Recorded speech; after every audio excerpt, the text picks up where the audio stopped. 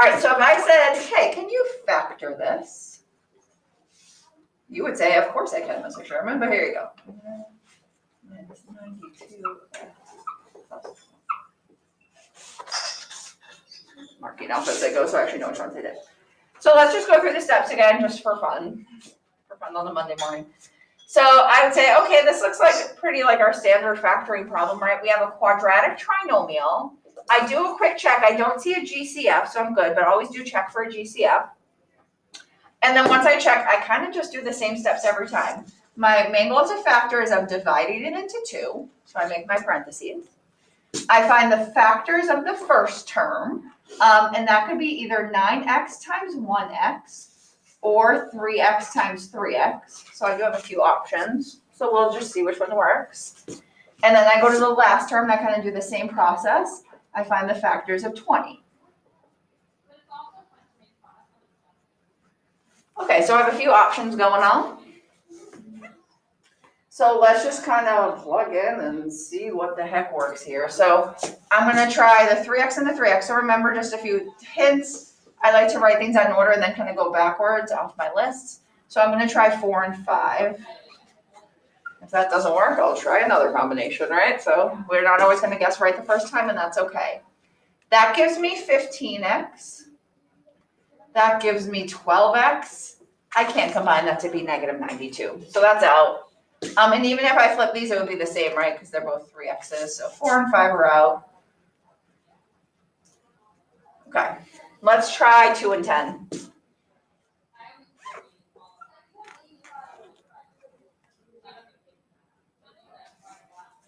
What's the answer? Sorry. Oh, I see. I'm like, this doesn't work either. Because that's 30 and 6. All right, that doesn't work. Let's try 1 and 20. That's not going to work either, though. That's why I was like, what's working? So I guess 3 and 3 is out. Because that's 60 and that's 3. That's not going to be 92. Okay. So we tried every combo with the 3x and the 3x. So remember, if it doesn't work, you try something else. Let's try 9x and 1x. Let's try 4 and 5. That's not going to work. You can kind of start doing these in your head. Like I like kind of imaginarily put them in sometimes. I'm like, oh, well, that's 45 and 4. Oh gosh, geez, we're struggling. Even if I flipped them, that wouldn't work either with the 5 here and the 4 there. No. So let's try 2 and 10. Ooh, see, before I even put it in, I already see what's going to happen. Just because I said, oh, that's going to be 90x. That's helping me out there. That's 2x. If I make both of those negative, I get negative 92. And we put our minuses and we're done. The moral of the story for this problem, my friend, was that you're not always going to guess right the first time. Sometimes the second time, sometimes the third. Just keep swimming, right? Finding Nemo. Just keep going. So there should be a combination somewhere that does work. So please don't give up. Just try something else. I know it's kind of like, it's easy for me because I have a whiteboard and I can just like, so try either an eraser, you could just rewrite the problem, or just do it like super light and then kind of you can change it. I know it's annoying to keep rewriting it, so just find some sort of strategy that helps you. But once again, if something doesn't work, try something else. Any questions with that one? All right, let's go over, or let's remind ourselves of those 2 special cases from last week. One was called the difference of 2 squares, and one was called factor by grouping. So let's see if we just saw the setup, would we know what to do? If I said, can you factor, oh, I don't want that one. I'll just make one up because I don't like those. 9x squared minus 25. So right off the bat, I notice, ooh, this doesn't look like our normal factoring problems. It looks different. So when something looks different, we kind of assume, okay, this is special. We call it a special case. So we call this the difference, because there's a minus sign, of 2 squares meant when we were dealing with perfect squares. Does anyone remember how we start this problem? What do I do with a 9x squared?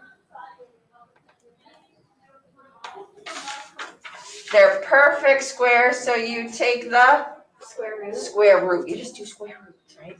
The square root of 9x squared is 3x, and that goes in both parentheses. You do the same thing for the second term. The square root of 25 is 5. And then for this type of problem, it's always 1 plus, 1 minus, and you're done. So those aren't hard, right? Like I can do that all day long if I really wanted to. Perfect squares are delightful. You just need to remember what you're doing. And I'm going to be honest, I assumed over a weekend you probably forgot because, who really does these over the weekend? So I feel you there. But just something you want to remind yourself of, especially as Thursday approaches. How do I do that type of problem? Any questions on that one? All right, so then let's do a factor by grouping. So good old grouping. So once again, it's gonna look different from the start. So we kind of know I can't do my regular process for these. Let's do this one.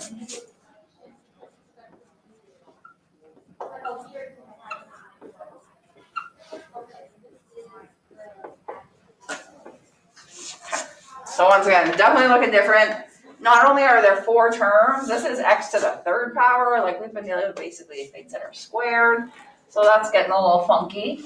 So this was a special type of factoring called grouping. And when I say the word grouping, that's kind of your hint what you're doing. You're gonna make 2 groups. The first 2 terms go in one group. The second 2 terms go in another group. So you have 2 groups now. And the big thing, and we have written it down last week, is from these groups, you're going to take out the GCF. So from this first group, I look and I say, well, what do they have in common? They're both divisible by 5. Don't forget about the variable. If I have x to the 3rd and x squared, whatever the smaller exponent is, I can take out as well. So when I divide those out, I'll be left with what? 2x plus 5. Looks good. I have a quick question. Yes. For the exponent, do you always take the smallest one? Yes. Okay. Yep. As long as they both have x's, yep, always. And then I look over to my second group and I say, what's their GCF? Please don't say 4. The GCF is 8, right? It has to be the greatest common factor. And when I divide by 8, I'm left with 2x plus 5. And we said one thing that we're looking for as we complete these is these 2 sets of parentheses should be the same every time. So if it's not the same, something went wrong. So go back and check, maybe a sign you can change, or maybe you just, like if you were choosing 4 there, it wasn't the greatest, so just little things. We're done. We just need to write the answer. So I kind of like those because they're just like not too much going on. And the way we write the answer is those 2 GCFs that we found, we're going to put together in a binomial. So I'll write it as 5x squared plus 8 because it's a positive 8. And then whenever repeated here, you just have to write once in your final answer. And that will be your final. So special cases, they kind of pop up. You usually recognize them because they look different. So we just want to say, well, if this one looks different, how do I go about doing it? So basically when there's 2 terms, you use those square roots. When there's 4 terms, you use groups. So we just want to make sure we're semi-okay with that. So I'm going to give you one. I want you to try it. It's going to look a little different, but you guys you're all problem solvers, right? So I think if you use your brain, you should be able to do it. I have faith in you. You do. So here, I'm going to show you why it's a little different, but I still want you to try. Where's my problem? 7x squared.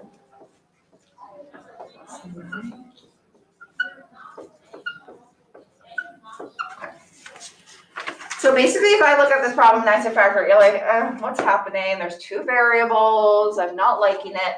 But basically, if I had just like taken the y away, it basically just looks like a normal problem, right? Just we threw that y squared. So I'm going to have you try it. What I'm going to tell you is you basically do every step the way that we normally factor. So I'm going to list your factors out and I want you to try. 7x squared is 7x times 1x. Okay, that's no different than what we normally do. The big difference now is usually we go to the last term, which we're going to do. you basically list the factors. It's just now that there's y squared, you put a y with each of them. So if it says negative 10 or 10, we know that's 1 times 10, so I'm going to write it as 1y times 10y, or 2 times 5, so 2y times 5y. So can you please find a combination that when you distribute it out, you can get this middle term. So nothing's really changing, we just threw a y with the last term. But if you understand the concept of factoring, you should be able to complete that. So can you find a combo that works?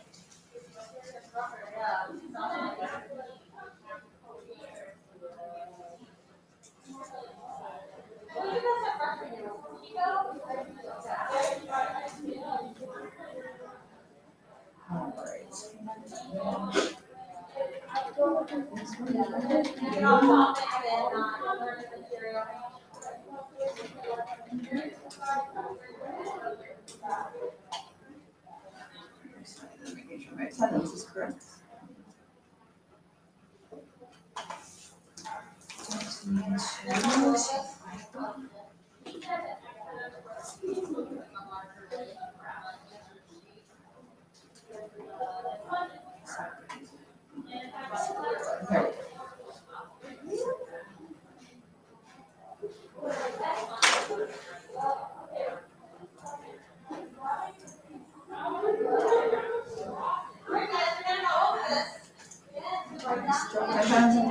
Go over that one. Once again, it's not any harder than what we've been doing. We just threw in an extra variable, so we just want to know, understand that we kind of just deal with it what we normally do. Okay, so the first one, you just multiply them. You guys are so precious. You have to pay attention.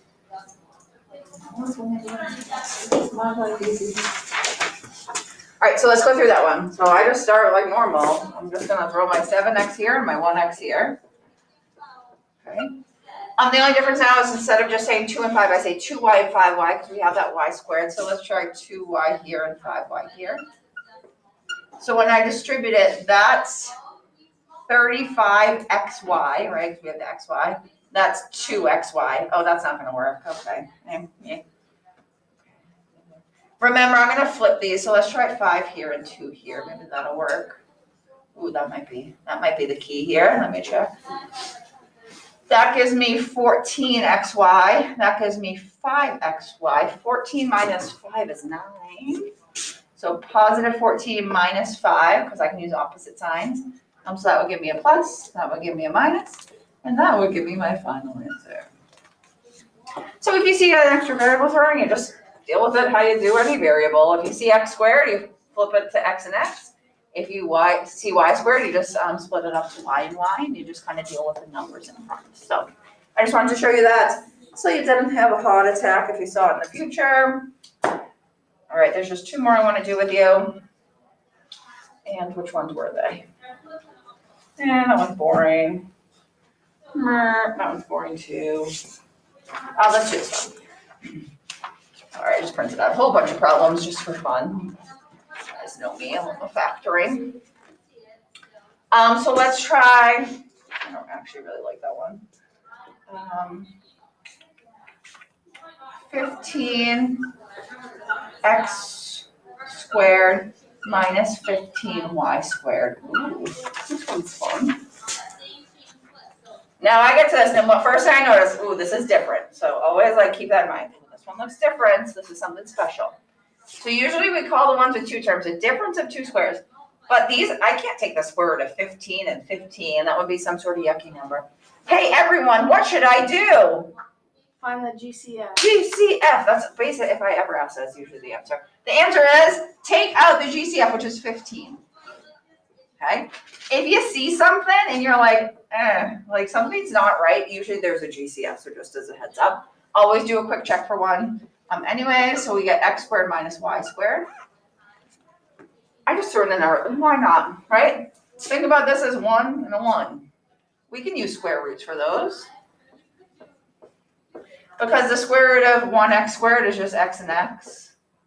The square root of 1y squared is just y and y. And then the big thing with that is you always need 1 positive and 1 negative. So kind of the same idea as before, like, oh, I don't know, I have 2 variables now. It's fine, you just split them up. And then I just thought about the square root of 1 is just 1. So if you want to throw 1s in front of all these, go with it. But I'm just taking the square root of the number. And that one did have a GCF, so you just want to pay attention to that. And any other ones I really just, we'll do another one. I'm liking these like multiple variable things right now. So let's do one more. Let's do another grouping one. And then we'll see what's next. All right, so last one we're doing together. 49 xy plus 14 my, is that right? Sorry. 7y minus 2. Yeah. Sorry. I changed because they had u's and v's. I can't use u's and v's. That will drive me nuts. So I go into a problem and I say, does this look normal? And the answer is no. There are 4 terms. Anytime you see 4 terms in your brain, you should start to think this is a grouping problem. You have a smiley face. So I make 2 groups, okay? Just knowing the process. From each group, we take out the greatest common factor. What do they have in common? So this first group is just divisible by 7, right? And they both have an x in common. So there's nothing crazy with variables, they just have x's, so you can take an x out. Then let's see, remember to always like divide it out and see what you have left. So the x's cancel. That would give me 7y, x's cancel plus 2. Okay, looks good to me. And then when I look at the second group, I'm like, they have nothing in common, right? 7 and 2. You can always throw a 1, so you can't ever leave it blank out here. So when you're saying like, what's the GCF, you can't have nothing. So you have to put something, so we'll put a 1. And what I do remember is that this parentheses and this parentheses need to be exactly the same. And when I look at this, it's almost exactly the same, just the signs are off. So if you ever need to change your signs, you just make the GCF negative. So, because when you divide something by -1, it just flips your signs for you. And now we have a nice match. And we just need to remember, how do I write my answer? Well, I take what's on the outside, those GCFs, and I put those together. And then whatever repeated, you only have to write once in your answer. That just represents kind of distributing. Yes? May I use that one? Absolutely. So those are my friends. I just wanted to, do a little review on a Monday, because we're not doing I guess some of like the 2 variable stuff is new, but it's the same, it's all the same concept. So if you understand the concept of factoring, which is really just dividing, it's all kind of the same. But I never want to just throw something at you and be like, just do it, you should know how to do that. No, I'm always going to show it to you.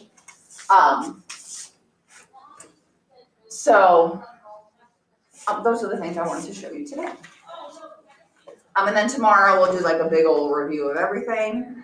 So there will be like a little bit on adding and subtracting and maybe multiplying, so just some distributing. But most of the test will be on factoring, so just as a heads up. All right, we still have 20 minutes left. I'm not going to